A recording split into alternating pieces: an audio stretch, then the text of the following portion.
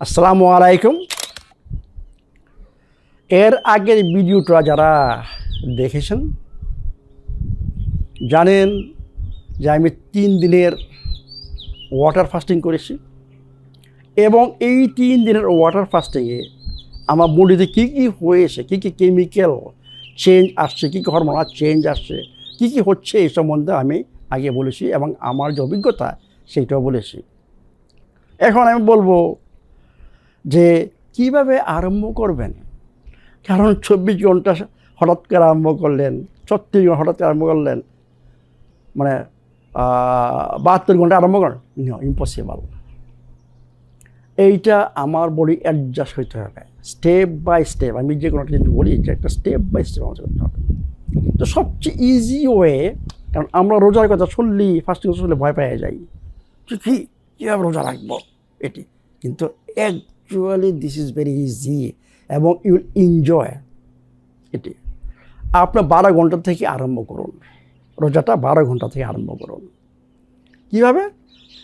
আমি যদি 7টার সময় খাবার বন্ধ করি, পরের দিন 7টা, কয় ঘন্টা? 12 ঘন্টা। অ্যাকচুয়ালি এইটা আপনার শরীর টেরই পাবেন না, আপনি নিজে টের পাবেন না এটি। এই 12 ঘন্টায় বুঝছেন, আপনার ঘুমের আগে পানি পান করতে পারেন, একটু মানে অল্প গরম পানি পান করতে পারেন, বা সকালে উঠে লেবু, বেকিং সোডা এবং একটু কুসুম গরম পানি পান করতে পারেন, তাই না? মানে এই 12 ঘন্টা উঠছে, মানে আপনার শরীর টেরই পাবে না যে আপনি 12 ঘন্টা অলরেডি না খেয়ে আসছেন। তো এই 12 ঘন্টা শরীরে কী হবে? আপনার গ্লুকোজ থাকবে না ব্লাডে, কি থাকবে? গ্লাইকোজেন এবং ফ্যাট। এই সময় আপনার গ্লাইকোজেন এবং ফ্যাট থেকে আপনার শরীর শক্তি তৈরি করবে। ইনসুলিন পরিমাণের কম, লো ইনসুলিন। কিন্তু আমি রিকমেন্ড করবো না যে সাধারণত উঠি কফি পান করুন বা গ্রিন টি পান করুন, মাছা গ্রিন টি ছাড়া অন্যান্য গ্রিন টি পান করুন। সেই জন্য এই সময় আমার ব্লাডে কর্টিজল হাই থাকে, আমি কর্টিজল স্পাইক করে দিব না। এই জন্য আপনারা কফি পান করবেন না। কফি পান করবেন 1.5 ঘন্টা ঘুম থেকে ওঠার মিনিমাম 1.5 ঘন্টা পর। স্টিমুলেটার মানে কফি বা গ্রিন টি যেগুলো কাফিন রয়ে গেছে আপনি পান করতে পারেন। মোবাইল ফোন এগুলো আমরা কর্টিজল মানে উঠায়। তো মোবাইল ফোন থেকে দূরে থাকবো, কফি থেকে দূরে থাকবো, মানে গ্রিন টি থেকে দূরে থাকবো, ব্ল্যাক টি থেকে দূরে থাকবে, যেগুলো আমার কর্টিজল বাড়ায় এগুলো আমরা দূরে থাকবো। আপনারা এইগুলো করতে পারেন 1.5 ঘন্টা পরে। তাহলে নেক্সট স্টেপ আমি এটা রিকমেন্ড করি। এইটাও সবার জন্য কোনো ব্যাপার না। যদি আপনারা 1 সপ্তাহ 12 ঘন্টা ফাস্টিং করেন, 18 ঘন্টাতে আমি এখন চলে যাব, 18 16 ঘন্টা, মানে 12 থেকে 16তে চলে যাব। এখন 16 ঘন্টার ফাস্টিং আপনি কখন মনে করেন সেম এক্স্যাক্টলি 7টার সময় আমরা খাবার বন্ধ করলাম। কারণ হচ্ছে আমি সবসময় বলি যে গ্যাসের প্রবলেম থেকে রক্ষা পাওয়ার একমাত্র উপায় হচ্ছে লাস্ট মিল এবং বেডে যাওয়ার একমাত্র 4 ঘন্টা ডিফারেন্স আপনাদের রাখতেই হবে। যে ভালো খাবারও খান এবং খাবার খেয়ে সাথে সাথে বেডে যান, তাহলে কিন্তু আপনার গ্যাসের প্রবলেম সলভ হবে না, গ্যাস হবে। অত্যন্ত ইম্পর্টেন্ট এই 4 ঘন্টা আপনাকে রাখতে হবে। এই জন্য আমি বলি যে 7টার সময় লাস্ট খাবার, 11টার সময় বেড়ে যান। কিন্তু আমিও রেকমেন্ড করি 6টার সময় লাস্ট খাবার, মানে 9টার সময় বেড়ে 10টার সময় ঘুমান। Just the right way, just the best way এটি। তো যাই হোক, আপনাদের বডি অনুসারে কিন্তু আমি বলি 4 ঘন্টার ডিফারেন্স আমাদের রাখতেই হবে। তাহলে আমি 7টার সময় খাবার বন্ধ করি, নেক্সট মর্নিং 12 ঘন্টা আর 4 ঘন্টা আমার দরকার, তাই না? তাহলে 8টা, 9টা, 10টা, 11টার সময় ব্রেকফাস্ট করব। তাহলে কি হইল? আমার 16 ঘন্টা হয়ে গেল। এই 16 ঘন্টা বডিতে কী হচ্ছে? আপনার গ্লাইকোজেনের পরিমাণ কমতেছে, স্টিল এখনও গ্লাইকোজেন রয়ে গেছে, কিন্তু আপনার মেটাবলিজম আনহেলদি যে কার্বোহাইড্রেট মেটাবলিজম সেইটা ট্রান্সফার হচ্ছে আপনার ফ্যাট মেটাবলিজমে। এবং মোস্ট ইম্পর্টেন্ট থিং হচ্ছে এই সময় অটোফেজি অলরেডি স্টার্ট হয়ে গেল। এবং অটোফেজির সম্বন্ধে আমি বলেছি, এখন আমি আর বলবো না, জাস্ট আপনার মনে রাখতে হবে যে অটোফেজি অলরেডি চলতেছে আপনার বডিতে, এটি। তাহলে আমরা 16 ঘন্টার ফাস্টিং করব, এবং এই সময়ে আপনি এই 16 ঘন্টার ফাস্টিংয়ে কী খেতে পারবেন? যে কোনো হার্বাল টি, কফি, ওই যে সকালের লেবু, বেকিং সোডা, নো প্রবলেম, এটি। এবং টারমারিক টি রিকমেন্ড করি একবার লাস্ট, মনে করেন আপনার 10টার দিকে টারমারিক টি খাবেন, মানে 15 ঘন্টার দিকে, যাতে এই যে অটোফেজি স্টার্ট হয়েছে সেটাতে ভঙ্গ না হয়। কারণ টারমারিকতে কী রয়ে গেছে, আপনার রয়ে গেছে হানি, সেটা আপনার নষ্ট করতে পারে, আপনার ভঙ্গ করতে পারে। যে অটোফেজি মাত্র স্টার্ট হলো, 14 ঘন্টা থেকে মাত্র স্টার্ট হচ্ছে, যাতে বন্ধ না হয়। এই জন্য আপনার 10টার দিকে আপনি টারমারিক টি খান, এরপর আপনার কোনো খিদে লাগবে না দেখবেন। টারমারিক টিটা কিন্তু একটা মিল, এর মধ্যে কোকোনাট অয়েল রয়ে গেছে, মধু রয়ে গেছে, এটা কিন্তু প্রচুর একটা মানে আমি বলবো শক্তির জন্য একটা বিরাট একটা তাহলে 16 ঘন্টার ফাস্টিং কিন্তু অ্যাকচুয়ালি যারা 12 ঘন্টার ফাস্টিং এক সপ্তাহ করে আসছেন, 16 ঘন্টার ফাস্টিং ইজি ওয়ে করতে পারবেন। নেক্সটে আমি চলে যাব 20 ঘন্টার ফাস্টিং, 16-20 ঘন্টার ফাস্টিং। 20 ঘন্টার ফাস্টিং কী হবে আপনার বডিতে? আপনার বডিতে মানে গ্লাইকোজেন 0, এখন অটোফেজি এবং বডিতে কেটোন তৈরি হতে থাকবে, মানে আপনার ফ্যাটে চলে গেলেন, মানে বডি আপনার কেটোন তৈরি করবে। কেটোন হচ্ছে সবচেয়ে মানে এফেক্টিভ মানে সোর্স, বডি যাতে সহজে শক্তি তৈরি করতে পারে। আপনার ব্রেন ফাংশনের জন্য অ্যাকচুয়ালি বেস্ট হচ্ছে কেটোন। আমরা জানি যে আমাদের ব্রেনের কাজ মানে সুগার বা গ্লুকোজ ছাড়া হয় না, অ্যাকচুয়ালি রাইট। আমাদের বডি ব্রেন ফ্যাট মেটাবলিজম করতে পারে না, কিন্তু ব্রেনের অন্য একটা সোর্স হয়ে গেছে, সেটা হচ্ছে কিটোন। সে ইজি ওয়ে প্রচুর শক্তি সে পাচ্ছে। এতে করে আপনার ব্রেনের মানে শক্তি স্পাইক হবে, কারণ কিটোন তৈরি হচ্ছে, এবং গ্লুকোজও খুব কম। ব্রেনের জন্য গ্লুকোজ দরকার কিন্তু খুব, ওই যে বললাম ফ্যাট একটা গ্লাইসেরল মলিকুল থাকে, সেইটার থেকে আপনার গ্লুকোজ বডি আমাদের তৈরি করে, লিভার তৈরি করে ওই গ্লুকোজ গ্লাইসেরল থাকে। তাহলে আগে মনে করেন 100% আমার ব্রেন ইউজ করতে গ্লুকোজ, এখন কি 5% আমার ব্রেন গ্লুকোজ তৈরি করে, আর 95% কেটোন ইউজ করবে আমার ব্রেন, এটি। তাহলে আমার এখন কি হচ্ছে, নতুন মানে এনার্জির যে সোর্স সেটা চেঞ্জ হয়ে গেল, মানে গ্লাইকোজেন থেকে চলে গেলাম আমি কিটোনে, এবং আমার অটোফেজি চলতেছে।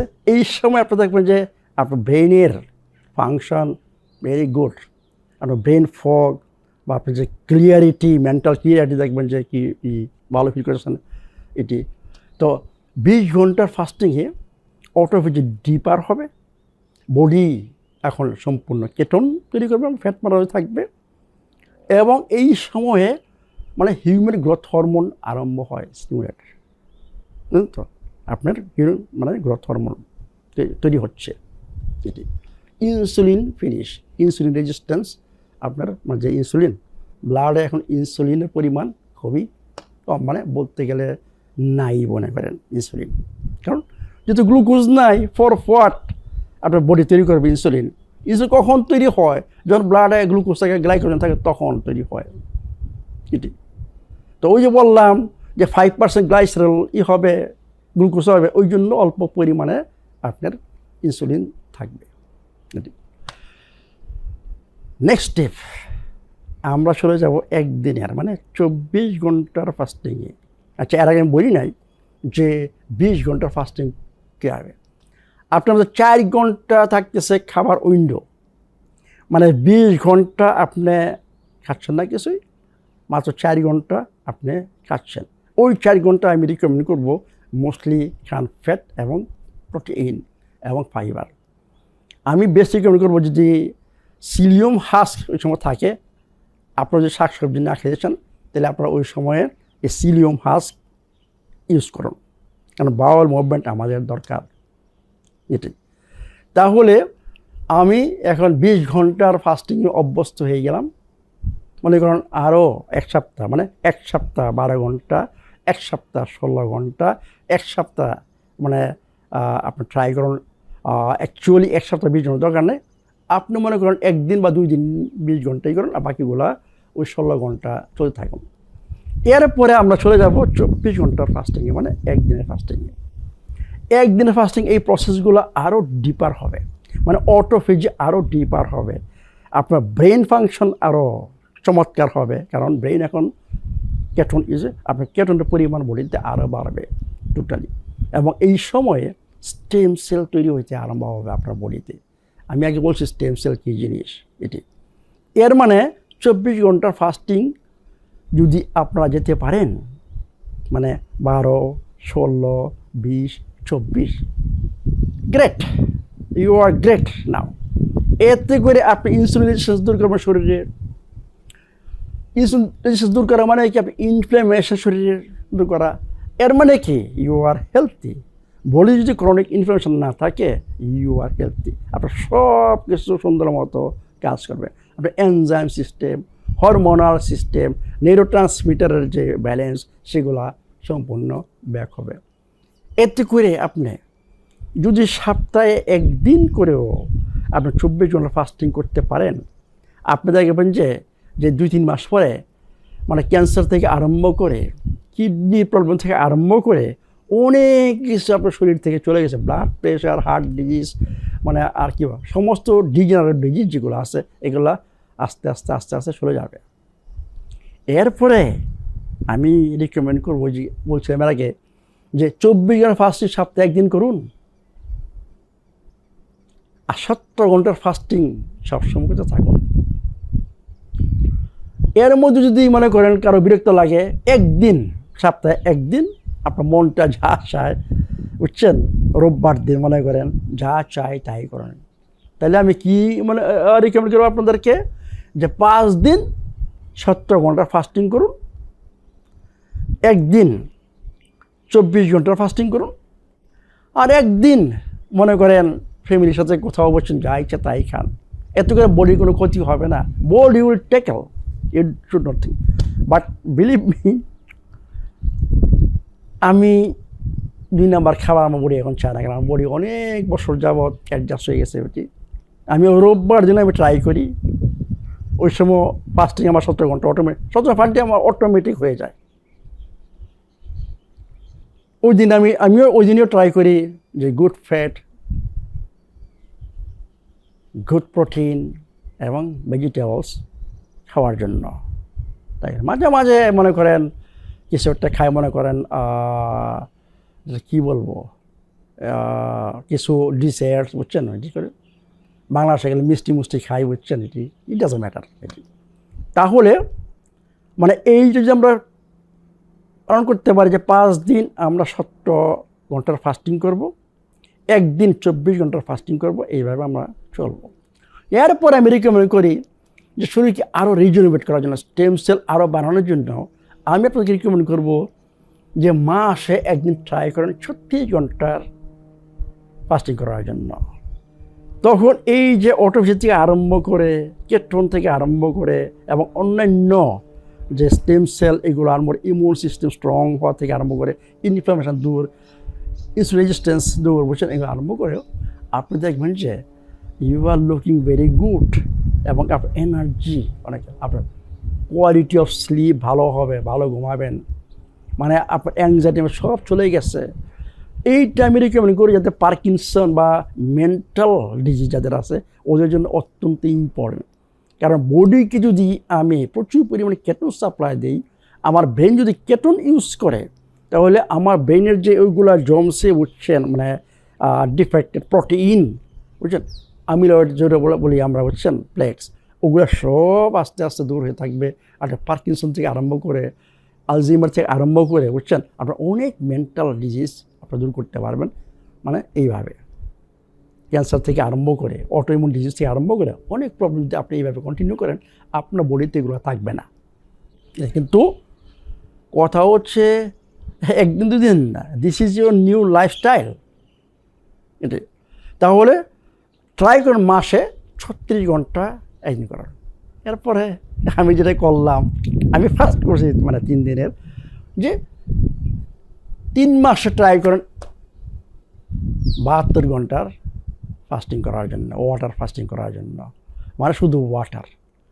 আপনি যদি এইভাবে করে যান 3 মাস পরে 100% গ্যারান্টি আপনি পারবেন ওই 3 দিনের মানে ওয়াটার ফাস্টিং করার জন্য।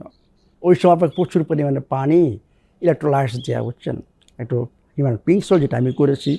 আমি only water, sparkling water, very good sparkling water, I like Italian water, very good sparkling water, এবং আমি মানে হিউম্যান পিঙ্ক সল্ট যোগ করতাম, এভাবে ভেরি গুড। মানে সেকেন্ডের লাস্ট এবং থার্ডের সকালে একটু খারাপ লাগছিল, সবকে আপনার জন্য ফিনিশ গো। অ্যাকচুয়ালি যে ক্ষুধা লাগে না, বলি আমরা ক্ষুধা লাগে বা হাঙ্গার, এইটা হচ্ছে সেন্সেশন, মানে বলি তো অভ্যাস হয়ে গেছে, বুঝছেন, আপনাকে বলছেন, কিন্তু অ্যাকচুয়ালি নো। আপনি পারবেন, আপনি যদি যখন হাঙ্গার খুব ভালো ফিল করেন তখন আপনাকে যার পানি, ইলেকট্রোলাইটস দিয়ে পানি খান। কিন্তু আপনি মনে রাখবেন সবার বডিটা এক না, তাই না? Listen to the body. যদি মনে করেন খারাপ ফিল করেন, মানে লাইট হেড করেন, মাথা ঘুরায়, বুঝছেন, পড়ে যাচ্ছেন, অত্যন্ত দুর্বল ফিল করেছেন, স্টপ, নো নিড কন্টিনিউ। আমি সবসময় বলি লিসেন টু ইউর বডি। আপনি যতক্ষণ এনার্জেটিক ফিল করবেন ততক্ষণই রাখেন। শক্তি মনে করেন পাইতেছেন না, মাথা ঘুরাচ্ছে, এইগুলো আছে, স্টপ।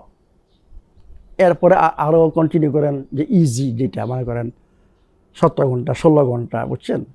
এরপরে দেখেন বডি কখন রেডি, যখন বডি রেডি হবে তখনই 24 ঘন্টা, তখনই 36 ঘন্টা, তখনই 3 দিনের ফাস্টিং করবেন।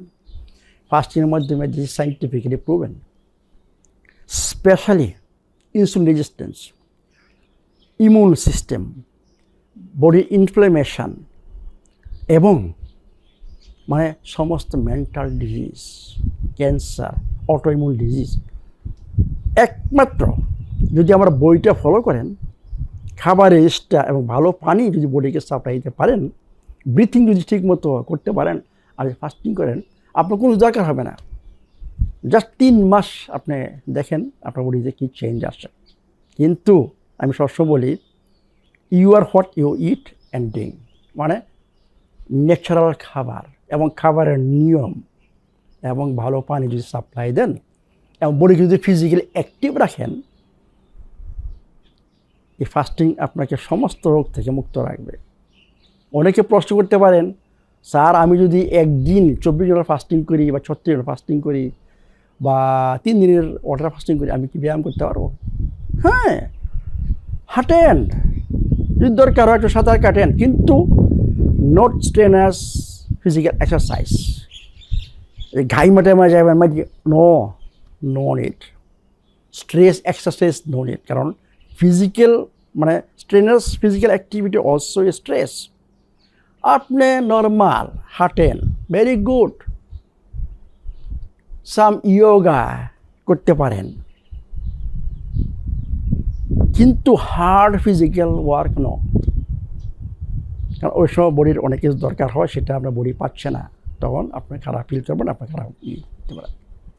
তাহলে আরম্ভ করুন কালকের থেকে। যারা এখনও রোজার কথা শুনলেই ভয় লাগে, আপনারা এইভাবে আরম্ভ করুন, দেখবেন ইনশাল্লাহ 3 মাসের মধ্যে আপনারা অনেক দেখবেন আপনার বডি অ্যাকচুয়ালি কিন্তু মানে এটা কি বলবো,